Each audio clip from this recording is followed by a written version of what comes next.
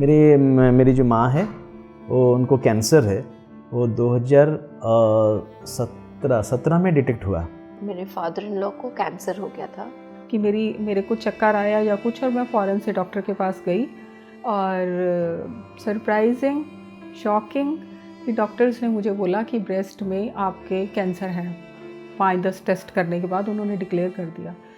I was literally crying कि मैंने आज तक ऐसा कुछ नहीं करा, वेजिटेरियन बिल्कुल, और बड़ा सोच समझ के सेहत का ध्यान रखने वाली, योगा करने वाली। तो भगवान जी मुझे कौन सी सज़ा दे रहे हो? तो बहुत लड़ाई करी भगवान से, लेकिन 15-20 दिन बाद एहसास होने लगा कि ठीक है, कैंसर से तो सब मर ही जाते हैं, पता नहीं कब, तो मरना तो है ही है, तो कुछ ऐसा करना कि जो तू करना चाहती थी। 18 तक उनका कीमोथेरेपी और रेडिएशन थेरेपी दोनों कंप्लीट हो गया था। पूरे जो भी उनके रूटीन में थे सब खत्म हो गया था। तो फिर भी मैंने उनको बोला, वो ध्यान में नहीं आए थे, तो मैंने उनको बोला कि देखो, ये जो आपका शरीर है ये आपका है, मेरा कुछ नहीं है। आपका जो पेन है, आप मुझे बोलेंगे कि मुझे पेन होता है, जैसे मैं आपका बेटा हूँ, इसीलिए मुझे दुख होगा कि दर्द होगा, पर आपका दर्द मैं समझ नहीं सकता, तो इसलिए आपका जो दर्द होता है तो ये आपको ही ठीक करना है। तो कैसे? जैसे तो सब खत्म हो गया, आप एक ध्यान कीजिए। वेला मन क्या करे, वो ट्राई कर रही थी मैं, कभी किसी को, कभी कोई बोल रहा है महामृत्युंजय पाठ करा दो, वो भी करा दिया, कोई पंडित मंत्र पता नहीं क्या कुछ, सब कुछ कर दिया। लेकिन मुझे ये लग रहा था ये सब ड्रामा है, मुझे जब मरना है तब तो मरना ही है, लेकिन कब?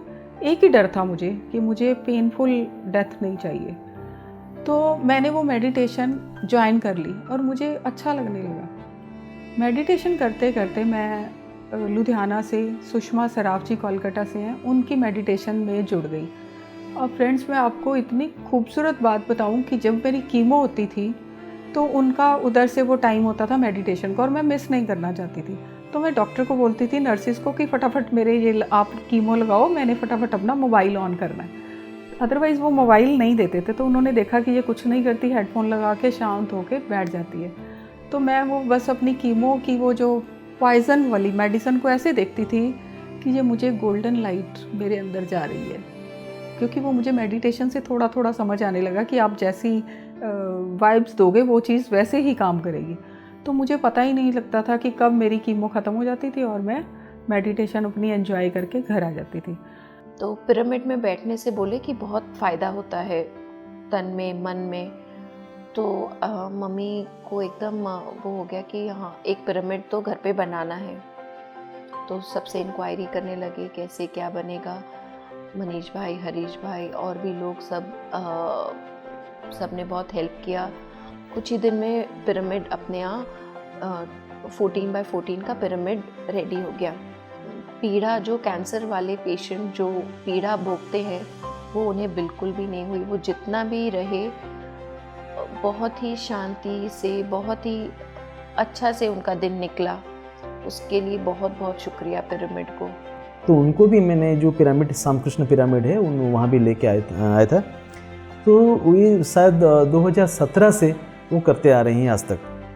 वो रेडिएशन थेरेपी के बाद, तो जब वो करते थे तो उसके बाद जो रेडिएशन ख़त्म हो गया, तो उसके बाद देखे कि उनका जो पेट स्कैन एक हुआ था, जो कि फुल बॉडी स्कैन, उसमें देखा कि उनकी जो बॉडी में कोई कुछ भी कैंसर जब नहीं है, मतलब अभी ठीक है, वो पहले से ज़्यादा तंदुरुस्त है।